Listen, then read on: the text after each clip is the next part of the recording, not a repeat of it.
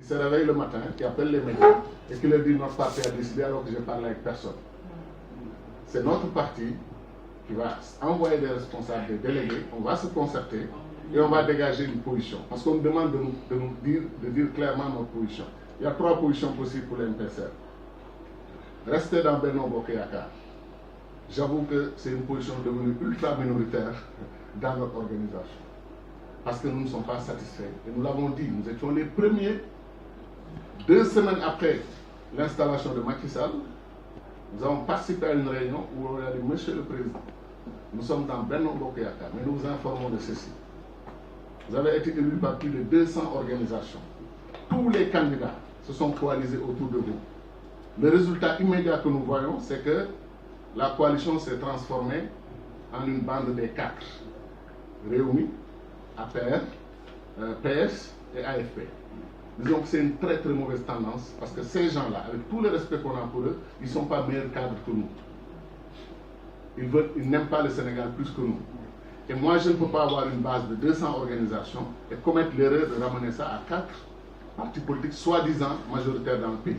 Et on lui a dit en réunion, Kautem était présent, Teki était présent, et j'étais le porte-parole ce jour-là, et j'ai dit au président Macky Sall, tous les problèmes du Sénégal dans les prochaines années viendront de la bande des 4. Alors les gens ont rigolé, etc. Oui, pourquoi utiliser le mot bande des 4? J'ai dit parce que je le pense. Et honnêtement, je ne pense pas qu'ils sont meilleurs cadres, plus compétents que nous pour parler du Sénégal ou pour montrer leur amour pour le Sénégal. Soyez inclusifs, parlez à tout le monde, maintenez cette base qui vous soutient, y compris les mouvements citoyens, les jeunes, tout le monde qui s'est engagé pour qu'on évite la dévolution dynastique dans notre pays. Il ne faut pas perdre ce soutien. On ne nous a pas écoutés. Et la bande des 4 s'est fissurée quelques temps après, Rewmi est sorti. Et les problèmes ont continué, fracture au niveau de l'AFP, une partie est partie, une partie est partie. Une partie a quitté, c'est la fatigue qui fait faire ça.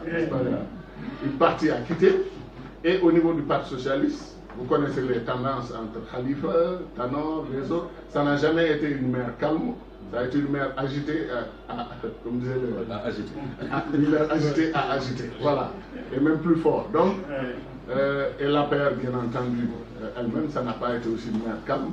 Et moi et mes parents, Halpulaar, on croyait que nous avions le monopole de la transhumance, avec les bétails qui souffrent de la sécheresse et qui se déplacent vers des prairies vertes.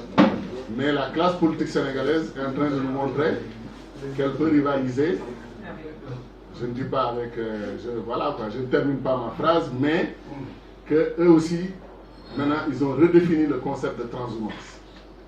Et le peuple sénégalais en tire une conclusion qui est tragique pour tous les hommes politiques et toutes les femmes politiques. C'est la phrase « ils sont tous pareils ».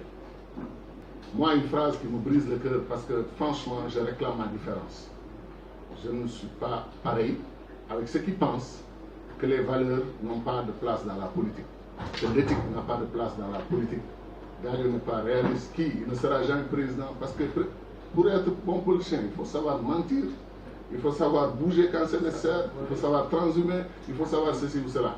Si c'est ça, je rejetterai tout le paquet et je resterai dans ma dignité de quelqu'un qui aime son pays, qui aime son continent et qui mène ses batailles et qui n'acceptera jamais la liste de l'opposition ou la liste de je ne sais pas quoi, qui pense qu'il doit sa place de député au président de la République.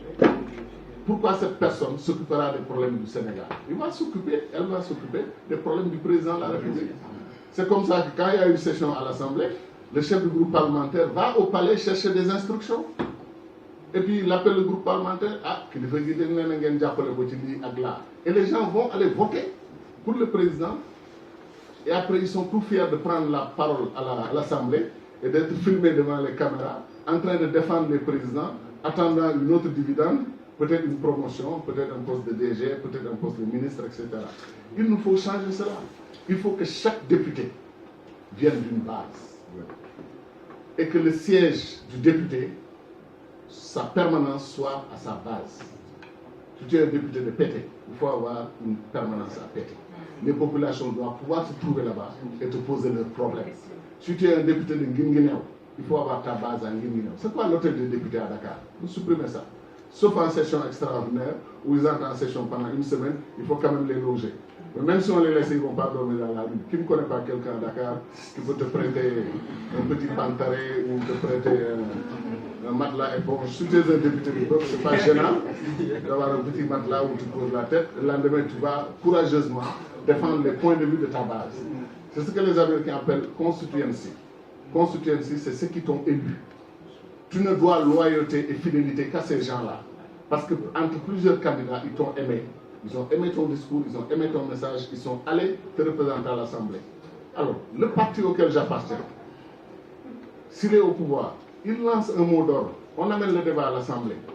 Il est plus décent de retourner à Guinguinéo, retourner à Kumpentoum, retourner à Bignona, d'aller à Tambacounda et de réunir sa base dans une Assemblée générale, dire le pays veut discuter telle question, voici les positions des uns et des autres.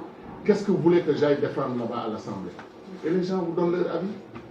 Et si les gens vous pensez qu'ils se trompent, c'est votre base. Vous arrivez à les convaincre que la bonne position, c'est celle annoncée par le président. Voici les raisons. Ils vous disent, on a compris maintenant, on est d'accord avec vous. Vous retournez avec le mandat de votre base. Mais ce qu'on a au Sénégal, une partie est proportionnelle départementale. Tout le reste, c'est la liste nationale. Et la liste nationale, ils ont ce qu'ils appellent la zone verte, la zone orange, la zone rouge. Si tu es dans la zone rouge, tu ne seras jamais élu. Orange, c'est peut-être. Verte, tu es sûr de passer. Donc, 5 dirigeants africains, 5, ont voulu se rendre en Libye. On leur a interdit de venir en Libye. Ils sont allés se regrouper dans un pays, on leur a ouvert un espace, un couloir, en leur disant, vous avez temps, allez faire votre mission chez Kadhafi et repartez rapidement. En Afrique, chez nous, c'est inacceptable. Donc, comme je l'avais dit avant, je peux le redire aujourd'hui. Et honnêtement, je pense que c'est un dossier qui cache beaucoup de choses. Il faudra qu'on revisite le dossier de la Libye. Et moi, je suis fier des contributions de Kadhafi. Mais j'avoue aussi que je suis fier des contributions de Wade. Et je vais faire, comme disait l'autre, le dirigeant chinois, il ne faut jamais juger un être humain sur une ou deux actions. Il faut le juger dans la globalité de ses actions. Et donc, le bilan de Wade sur le panafricanisme est excellent. Le bilan de Kadhafi est excellent. Sur le